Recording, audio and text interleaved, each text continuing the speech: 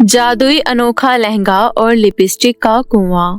ये कहानी हिना नाम की एक लड़की की है जो बहुत ही ज्यादा गरीब थी। एक साधारण से कच्चे मकान में वो अपनी बड़ी बहन सुषमा और माँ मनोरमा देवी के साथ रहती थी। हिना के जन्म के पश्चात ही उसके पिता की मृत्यु हो गई थी। तब से हिना की बड़ी बहन सुषमा और माँ मनोरमा देवी मजदूरी करके घर चला रहे थे। वो लोग मेहनत करके हिना को एक अच्छे स्कूल में पढ़ने के लिए भेजते थे। हिना जब अपनी क्लास में बच्चों के पास अच्छी अच्छी चीजें देखती थी तो उसका भी मन उस चीज को पाने का करता था। एक दिन की बात है, हिना की क्लास में लंच का टाइम था।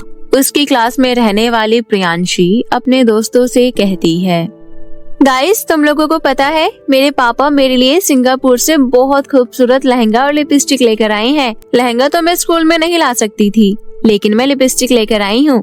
ये दिखने में बहुत खूबसूरत है। तभी वहाँ खड़ी प्रियांशी की अन्य सहेलियों में से एक सहेली कहती है, सच में मेरे पापा भी मेरे लिए बहुत खूबसूरत लिपस्टिक और अनोखा सा दिखने वाला लहंगा लेकर आए हैं, लेकिन मैं टीचर्स के डर से अपनी लिपस्टिक नहीं लेकर आई। तू दिखा ना तेरे पापा कैसी लिपस्टिक लेकर आए हैं। ठीक है मैं दिखाती हूँ, लेकिन इस बारे में टीचर को मत बताना। वहाँ खड़ी हिना भी उन लोगों की बातें सुन रही थी। तभी प्रियांशी अपने बैग से एक बहुत खूबसूरत सी दिखने वाली लिपस्टिक निकालती है, जिसे देखकर हिना सहित प्रियांशी की सभी सहेलियां हैरान हो जाती है। तभी हिना कहती है, वाओ प्रियांशी, तेरी लिपस्टिक तो सच में बहुत खूबसूरत है। सोचो जब तुम लोगों को मेरी ये लिपस्टिक इतनी अच्छी लग रही है तो मेरा लहंगा तुम लोगों को कितना पसंद आएगा। क्या तुम अपनी लिपस्टिक एक बार मुझे दिखा सकती हो? मुझे उसको छू कर देखना है। नहीं, तू पागल हो गई है क्या? ये लिपस्टिक बहुत महंगी है। अगर इसमें थोड़ी सी खरोच भी आ गई तो माँ मुझे बहुत डांटेंगी। वैसे भी मैं मम्मी से छुपाकर इसे स्कूल लाई हूँ। इतना कहकर प्रियांशी लिपस्टिक को वापस अपने बैग में रख लेती है। उस दिन छुट्टी होने पर हिना उदास मन से वापस घर लौटती है। उसे उदास देखकर उसकी बड़ी बहन सुषमा उससे पूछती है, क्या हुआ हिना, तुम इतनी उदास क्यों लग रही हो? किसी ने स्कूल में कुछ कहा क्या? नहीं दीदी, स्कूल में तो किसी ने कुछ नहीं कहा, लेकिन दीदी मुझे अच्छे अच्छे कपड़े और अच्छे अच्छे मेकअप का सामान चाहिए। मेरी क्लास की सभी लड़कियां बहुत महंगी महंगी लिपस्टिक लाती हैं, मुझे भी चाहिए। क्या माँ मुझे ये सब नहीं दिला सकती है? नहीं हिना, माँ हमें ये सब नहीं दिलवा पाएंगी। वो बहुत मेहनत करती है। उनके साथ साथ मैं भी बहुत मेहनत करती हूँ। इतनी मेहनत के बावजूद भी हम बहुत मुश्किल से तेरे स्कूल की फीस भर पाते हैं। हम गरीब है हिना, तो इस बात को मान क्यों नहीं लेती है? मैं और माँ बड़ी मुश्किल से कुछ पैसे जोड़ पाते हैं, और जो तू कह रही है लहंगे और लिपस्टिक और पता नहीं क्या क्या, ये सारी चीजें तुझे लाकर देना हमारे बस की बात नहीं है बहन। इतना कहते कहते सुषमा की आंखों में आंसू आ जाते हैं। अपनी बहन को रोता देख हिना कहती है, आप रो मत दीदी, मुझे ये सब कुछ नहीं चाहिए। जितना मेरे पास है मैं उतने में ही अब से खुश रहूंगी। हिना ने अपनी बहन से ये कह तो दिया, लेकिन अभी भी उसका ध्यान महंगे लिपस्टिक और लहंगे पर ही था। एक दिन की बात है, हिना घर से थोड़ी दूरी पर बने एक मैदान में कुछ लड़कियों के साथ बॉल से खेल रही थी। तभी बॉल हिना के हाथों से मैदान के पीछे वाले जंगल में चली जाती है। अरे यार, बॉल तो जंगल में चली गई। देख हिना, बॉल तूने ही उधर फेंकी है, अब तू ही लेकर आएगी। लेकिन यार मम्मी पापा तो उस जंगल में जाने के लिए मना करते हैं। कहते हैं वहाँ पर भूत, चुड़ैल, डायन इन सब का वास है, और साथ में वहाँ जंगली जानवर भी रहते हैं।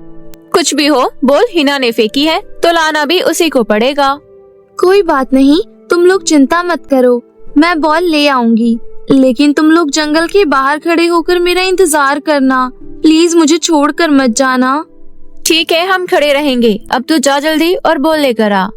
डरते डरते हिना जंगल के अंदर जाती है। जंगल के अंदर तो वो पहुंच गई थी, लेकिन आसपास उसे कहीं बॉल नजर नहीं आ रही थी। तभी अचानक से उसे बॉल नजर आती है। अरे वो रही बॉल, जल्दी से लेकर बाहर चली जाती हूँ। हिना झट से बॉल उठा लेती है। तभी साथ वाले कुएं से हिना को एक आवाज आती है, बचाओ, कोई है क्या यहाँ? मुझे बचाओ। अरे ये आवाज कहाँ से आ रही है? लगता है ये आवाज कुएं के अंदर से आ रही है। कोई बचाओ मुझे, इस कुएं से बाहर निकालो, कोई मेरी मदद करो। हिना काफी डर जाती है और बॉल लेकर फटाफट जंगल से बाहर भाग जाती है। खेल खत्म करके हिना वापस घर तो आ जाती है, लेकिन उसका ध्यान अभी भी जंगल वाले उस कुएं की तरफ ही था।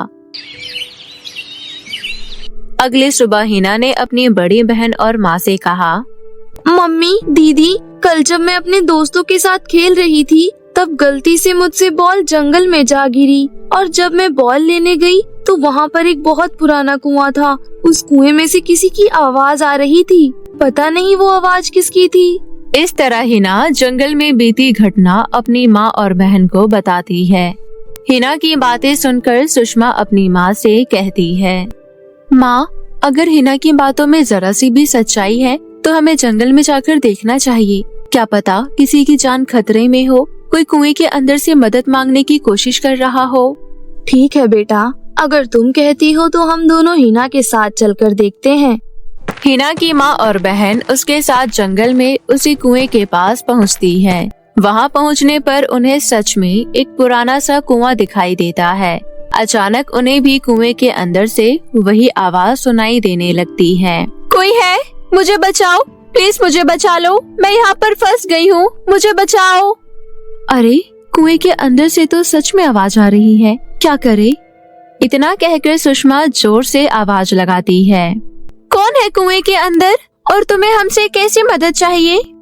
तभी अंदर से आवाज आती है, मैं एक परी हूँ और मुझे श्राप मिला हुआ है कि जब तक कोई इंसान इस कुएं के अंदर एक पत्थर नहीं फेंकेगा तब तक मैं श्राप मुक्त नहीं होंगी, प्लीज मुझे बचा लो। ठीक है, हम तुम्हें बचा तो लेंगे, लेकिन कहीं तुम बाहर आकर हमें कोई नुकसान तो नहीं पहुंचाओगी? नहीं नहीं, ये तुम कैसी बातें कर रही हो, मैं ऐसा बिल्कुल नहीं करूंगी। परी की ये बात सुनकर सुषमा उस कुएं के अंदर एक पत्थर फेंक देती है। उसके ऐसा करते ही कुएं के अंदर से एक बहुत खूबसूरत परी बाहर निकलती है। परी को देखकर तीनों माँ बेटी हैरान हो जाती है। तभी परी कहती है, तुम्हारा बहुत बहुत धन्यवाद, तुमने मुझे बचा लिया।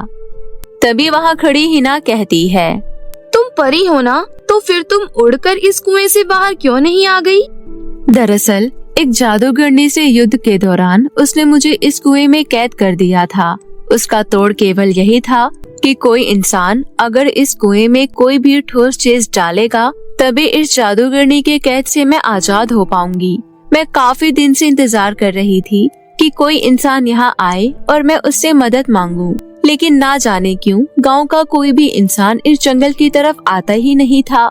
बड़े दिनों बाद यहाँ कल हिना आई थी। मैंने इससे भी मदद मांगी, लेकिन शायद ये डर गई, लेकिन इसने हार नहीं मानी और ये आप लोगों को लेकर आई और आप लोगों ने मेरी मदद की। मैं आप लोगों से बहुत खुश हूँ। आप लोगों ने मेरी जान बचाई है, तो कहिए मैं आप लोगों के लिए क्या कर सकती हूँ? परी की ये बात सुनकर वो सभी बहुत खुश होती हैं। तभी वहाँ खड़ी हिना कहती है, क्या तुम मुझे एक बहुत खूबसूरत लिपस्टिक और बहुत ही सुंदर सा दिखने वाला लहंगा दे सकती हो? ऐसा अनोखा लहंगा जो मेरी क्लास में किसी के पास ना हो। हिना की बात सुनकर परी हंसते हुए कहती है, क्यों नहीं, लेकिन तुम्हें बस यही चाहिए और कुछ नहीं चाहिए तुम्हें? नहीं परी जी। हिना की बात सुनकर परी आंख बंद करके कुछ बोलती है। उसके ऐसा करते ही कुएं के अंदर से एक बहुत ही खूबसूरत सा दिखने वाला अनोखा लहंगा और प्यारी सी लिपस्टिक प्रकट होती है, जिसे देखकर वो तीनों माँ बेटी बहुत खुश होती है। तभी परी कहती है, मैं इतने दिन इस कुएं के अंदर रही, इसलिए ये कुआं अब जादुई कुआं बन चुका है, लेकिन इसकी जानकारी केवल तुम ही लोगों को है। तुम लोग इसके बारे में किसी को मत बताना।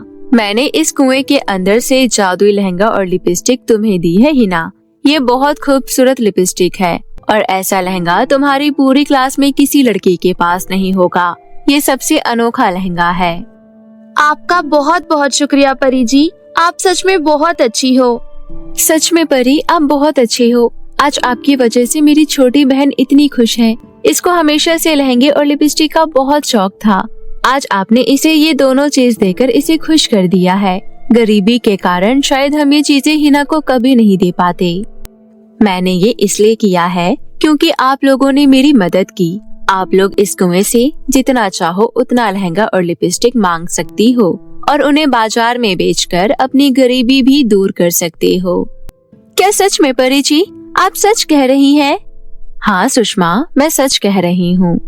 इतना कहकर परी वहाँ से गायब हो जाती है। लिपस्टिक और अनोखा लहंगा लेकर वो सभी अपने घर आ जाते हैं। अगले दिन हिना अपनी लिपस्टिक लेकर स्कूल जाती है और सभी बच्चों को दिखाती है। उसे देख प्रियांशी कहती है, ओह वाओ, तेरी लिपस्टिक तो मेरी वाली लिपस्टिक से भी बहुत सुंदर है।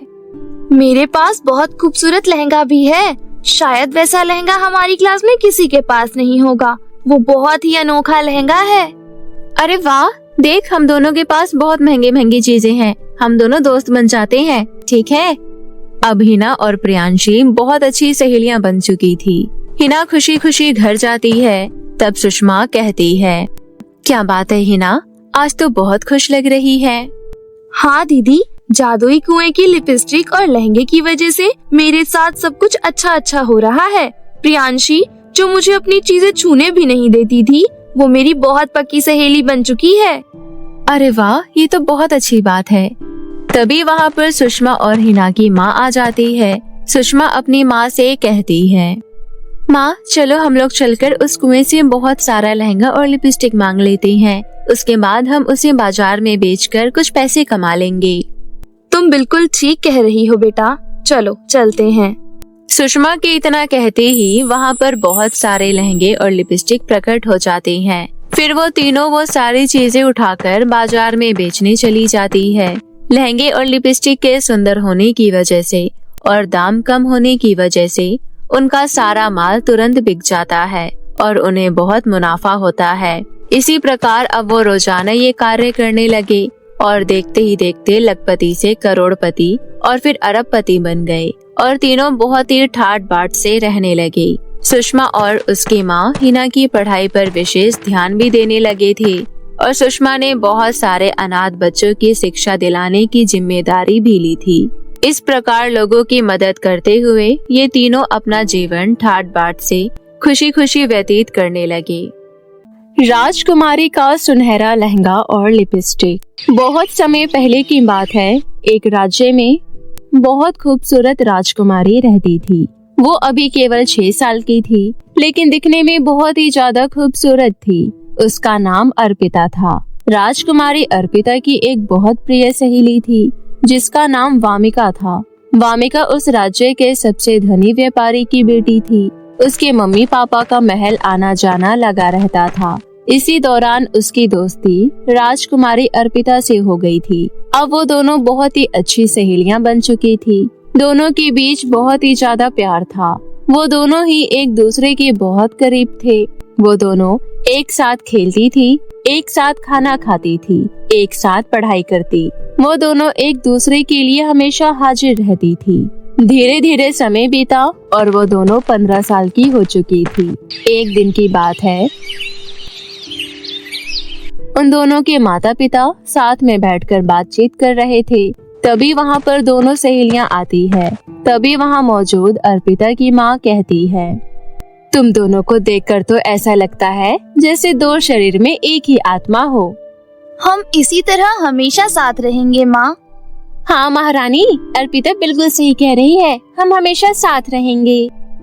अच्छा, अगर तुम दोनों को किसी से प्यार हो जाए और तुम्हारी शादी हो जाए तो? क्या कहा आपने? शादी? हाँ मेरी बच्ची, शादी। एक दिन 2 नौजवान आएंगे और तुमसे शादी करेंगे। फिर तुम्हें अपने अपने ससुराल जाकर रहना होगा। तुम दोनों एक दूसरे के बिना कैसे रहोगी? नहीं महारानी, ऐसा हो ही नहीं सकता। अगर शादी करने से हम दोनों अलग हो जाएंगे तो हम दोनों कभी शादी ही नहीं करेंगे। हाँ माँ, वामिका बिल्कुल सही कह रही है। ऐसा कोई नौजवान हो ही नहीं सकता जो हम दोनों को एक दूसरे से अलग करे। चलो वामिका, चलकर बगीचे में घूमते हैं। चलो। इतना कहकर वो दोनों वहाँ से चली जाती हैं। वैसे कहते हैं ना, प्यार बहुत अजीब चीज है। कब किसी कहाँ हो जाए कुछ नहीं कहा जा सकता। समय के साथ दोनों सहेलियां 20 बरस की हो जाती है और दोनों जंगल के भ्रमण पर अपने सैनिकों के साथ निकलती है। उन्हीं सैनिकों में एक सुधीर नाम का लड़का भी था जो राजकुमारी अर्पिता से बहुत प्यार करता था, परंतु राजकुमारी अर्पिता इस बात से अनजान थी।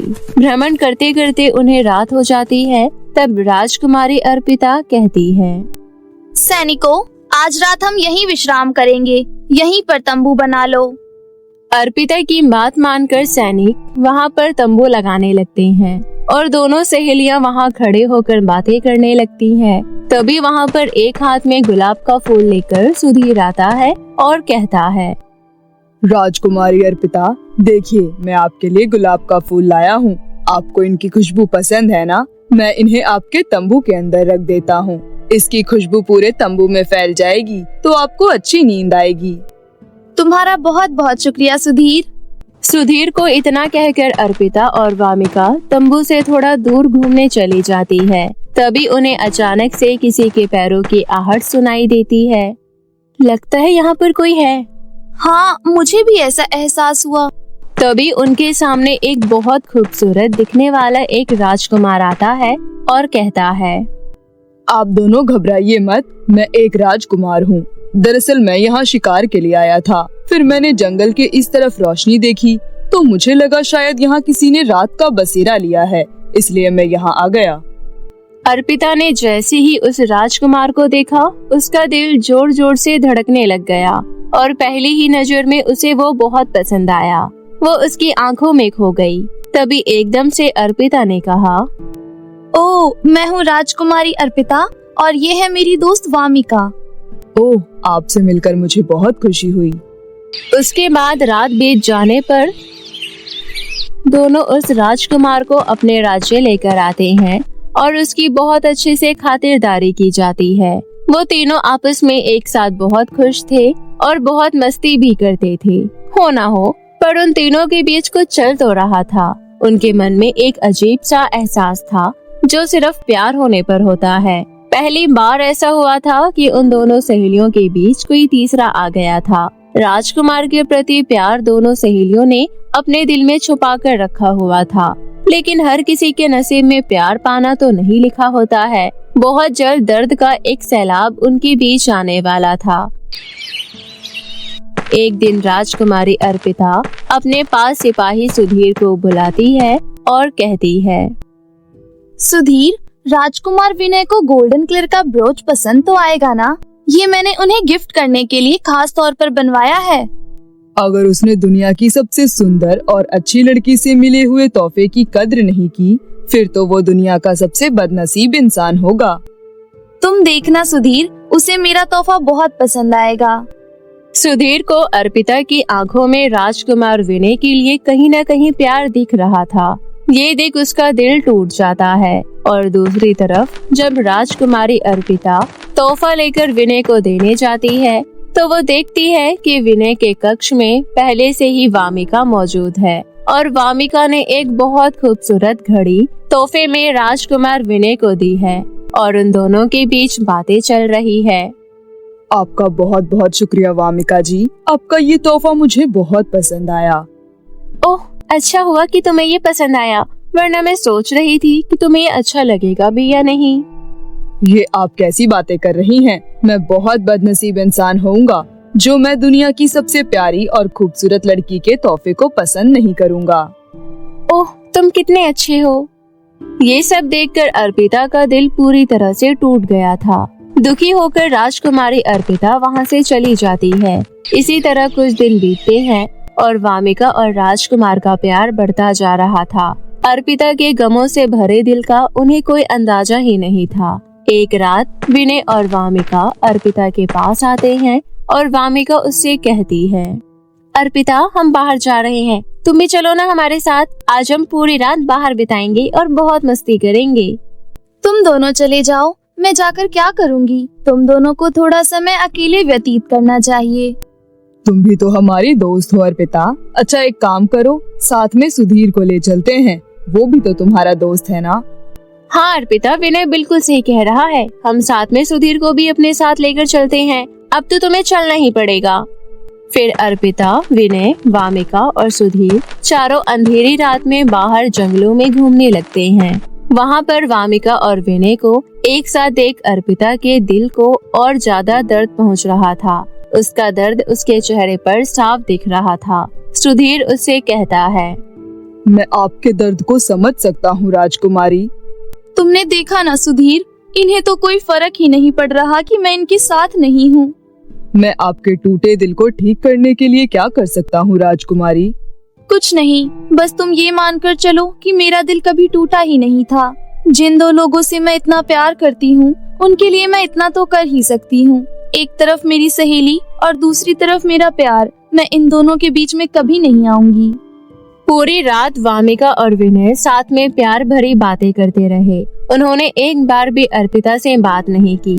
सुधीर ने उस रात अर्पिता को बहुत संभाला और अगली सुबह वो लोग वापस महल पहुंच गए। उसी दिन राजकुमार ने सबके सामने वामिका के आगे शादी का प्रस्ताव रखा।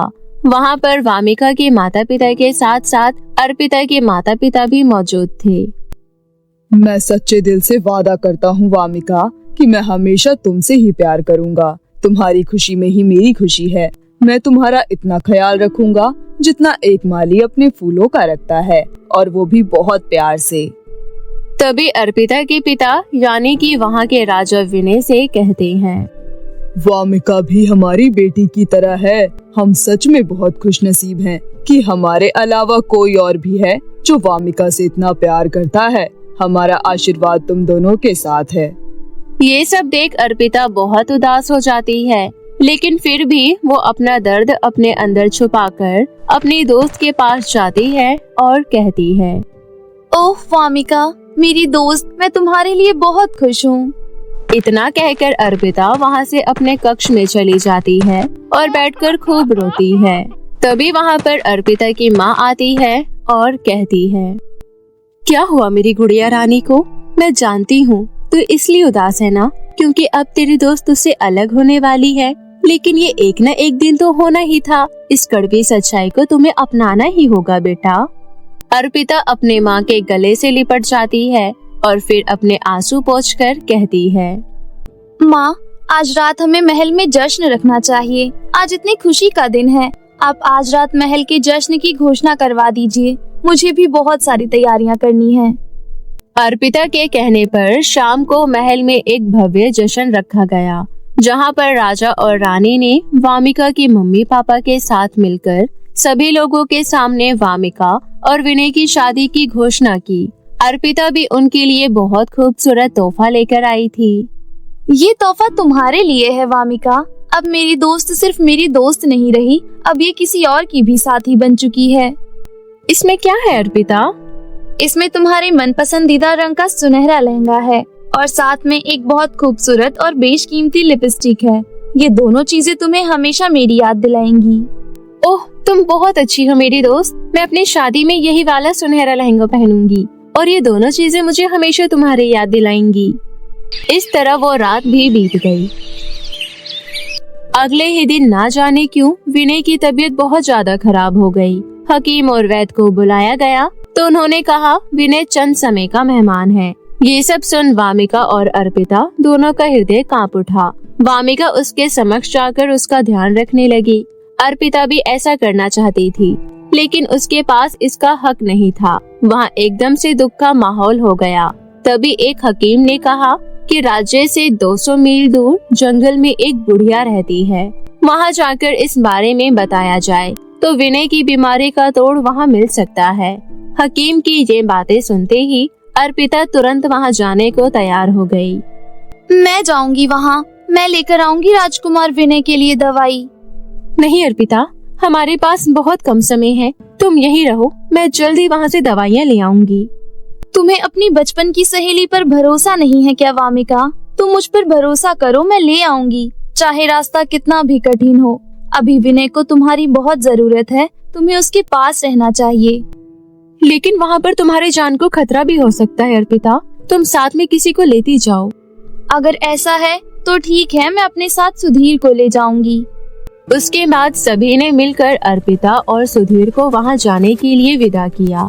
वो लोग चलते जा रहे थे। उनके घोड़े ने बहुत तेज गति पकड़ी हुई थी। इस कार्य में राजकुमारी अर्पिता का साथ देने के लिए सुधीर बहुत खुश था, लेकिन अर्पिता अपने गम में इतनी डूबी हुई थी कि उसने सुधीर की तरफ ध्यान ही नहीं दिया। जल्द ही उन्होंने बहुत सारी दूरी तय कर ली। अंत में वो लोग जंगल तक पहुंचने ही वाले थे कि उन्हें एक नदी दिखाई दी। उस नदी को पार करना उनके लिए बहुत मुश्किल था, क्योंकि उसमें बहुत सारे भूखे मगरमच्छ नजर आ रहे थे। राजकुमारी, आप यहीं मेरा इंतजार कीजिए। मैं आगे जाकर राजकुमार विनय के लिए दवाई लेकर आता हूँ। नहीं सुधीर, ये मेरा कार्य है और इसे मैं ही पूरा करूँगी। क्रोध में कोई भी फैसला लेना गलत होता है राजकुमारी। आप शांत मन से सोचिए। यदि आपको कुछ हो गया तो मैं कैसे रहूँगा? क्या कहा तुमने? यदि मुझे कुछ हो गया तो तुम्हें क्या फर्क पड़ता है? भगवान के लिए ऐसी बातें अपने मुख से ना निकालिए राजकुमारी। आपके प्रति मेरा प्यार बहुत सच्चा है। मैंने आपको इसलिए नहीं बोला क्योंकि मैं आपके काबिल नहीं हूँ, लेकिन इसका मतलब ये नहीं कि मैं आपसे प्यार नहीं करता। सुधीर की ये बातें सुन अर्पिता की आंखों में आंसू आ जाते हैं। वो अपने आंसू पोंछकर कहती है, फिलहाल हमें राजकुमार विनय की दवाइयों के बारे में सोचना चाहिए सुधीर। तुम यहीं मेरा इंतजार करना जब तक मैं वापस लौट कर नहीं आ जाती। इतना कहकर अर्पिता अपना घोड़ा वहीं छोड़ देती है और नदी में तैरने लगती है। जैसे ही वो नदी में जाती है, उसके अंदर से एक दिव्य शक्ति निकलती है और इस दिव्य शक्ति की वजह से एक भी मगरमच्छ उसके आसपास नहीं आता और वो बड़ी आसानी से नदी पार कर लेती है। तभी उसे एक हवेली दिखाई देती है। जब वो उस हवेली के अंदर जाती है तो उसे वहाँ पर एक बहुत ही बुजुर्ग महिला दिखाई देती है। तुम आ गई बेटी। मुझे इस बात का अंदाजा लग गया था कि तुम आने वाली हो। लेकिन वो कैसे दादी माँ? तुम्हारे रास्ते में जो एक नदी पड़ी थी वो मायावी नदी है। वो नदी मेरे द्वारा बनाई गई है। उस नदी में सच्चे दिल का इंसान ही प्रवेश कर सकता है। यदि तुम्हारे दिल में खोट होता तो तुम उस नदी में प्रवेश करते ही जलकर भस्म हो जाती। तुमने जैसे ही उस नदी में प्रवेश किया, मुझे अंदाजा हो गया कि कोई यहाँ आने वाला है। कहो, तुम्हें क्या परेशानी है? अर्पिता उस बुजुर्ग महिला को सारी बात बता देती है। हाँ दादी माँ, ये बात सच है कि मैं उससे बहुत प्यार करती हूँ, लेकिन मैं अपनी दोस्त से भी बहुत प्यार करती हूँ और मैं उन दोनों के आड़े नहीं आना चाहती। लेकिन फिर भी मुझे उसकी फिक्र है, इसलिए मैं उसके लिए इतनी दूर दवाइयाँ लेने आई हूँ। आप मेरी मदद करेंगी ना दादी माँ? मेरा तो काम ही मदद करने का है बेटी। रुको, मैं तुम्हें एक चीज देती हूँ। उसके बाद वो बूढ़ी औरत अपने संदूक से एक सुनहरे रंग का लहंगा और लिपस्टिक निकालती है और कहती है, तुमने इस सुनहरे लहंगे और लिपस्टिक को तो देखा ही होगा। ये वही लहंगा और लिपस्टिक है ना जो तुमने अपनी सहेली को तोहफे में दिया था? हाँ, ये है तो वही, लेकिन ये आपके पास कैसे आया? ये वो लहंगा और लिपस्टिक नहीं है बेटी। हाँ, ये सच है कि उसके तरह दिखता है। ये दोनों चीजें जादुई हैं। वैसे तो इन चीजों का राजकुमार विनय से कोई लेना देना नहीं है, लेकिन उनका लेना देना तुम्हारी सहेली वामिका से है। वो दोनों एक दूसरे से सच्चे दिल से प्यार करते हैं, इसलिए वो दोनों एक दूसरे से जुड़े हुए हैं। यदि इस सुनहरे लहंगे को तुम्हारी सहेली पहनेगी और इस लिपस्टिक को लगाएगी और फिर उसके बाद राजकुमार के माथे को छुएगी तो वो बिल्कुल स्वस्थ हो जाएंगे। तुम समझ गई ना? मैं समझ गई दादी माँ। वैसे मैं तुम्हें एक बात बता देना चाहती हूँ, तुम्हारा प्यार भी तुम्हें बहुत जल्द मिलने वाला है। अर्पिता दादी माँ का शुक्रिया अदा कर उनके द्वारा दिया गया जादुई सुनहरा लहंगा और लिपस्टिक लेकर वापस नदी के पास आ जाती है, जहाँ वो सुधीर को छोड़ कर गई थी। उसे देखकर सुधीर बहुत खुश होता है। अर्पिता खुश होते हुए उसको गले से लगा लेती है। मैं इसका मतलब क्या समझूं राजकुमारी? आपने मेरा प्यार स्वीकार कर लिया है? हाँ सुधीर, मैंने ये महसूस किया कि जिस प्रकार से मैं राजकुमार विनय से प्यार करती हूँ, उस प्रकार तुम मुझसे करते हो। तुम्हारे दिल में भी मेरे लिए सच्चा प्यार है और मैं तुम्हारा दिल नहीं तोड़ना चाहती। इसके बाद वो दोनों खुशी खुशी महल तक पहुंचते हैं और अर्पिता वामिका को जादुई सुनहरे लहंगे और लिपस्टिक की बात बताती है। फिर वामिका वैसा ही करती है जैसे कि उस बुजुर्ग महिला ने कहा था। वो जादुई सुनहरा लहंगा पहनकर और लिपस्टिक लगाकर राजकुमार विनय के सर पर हाथ फेरती है। तभी एक चमत्कार होता है और राजकुमार विनय एकदम स्वस्थ हो जाते हैं। पूरा महल इस खुशखबरी को सुनकर बहुत खुश होता है।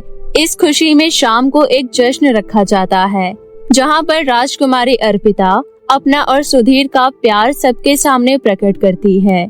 सभी को अर्पिता के इस फैसले से बहुत खुशी होती है। कुछ ही दिनों में दोनों सहेलियों की शादी हो जाती है। उसके बाद राजकुमारी अर्पिता सुधीर के साथ उसी महल में रहने लगती है, परंतु वामिका राजकुमार विनय के साथ उसके राज्य चली जाती है और इस प्रकार वो दोनों सहेलियां अपना अपना प्यार पाकर खुशी खुशी अपना जीवन व्यतीत करने लगती है।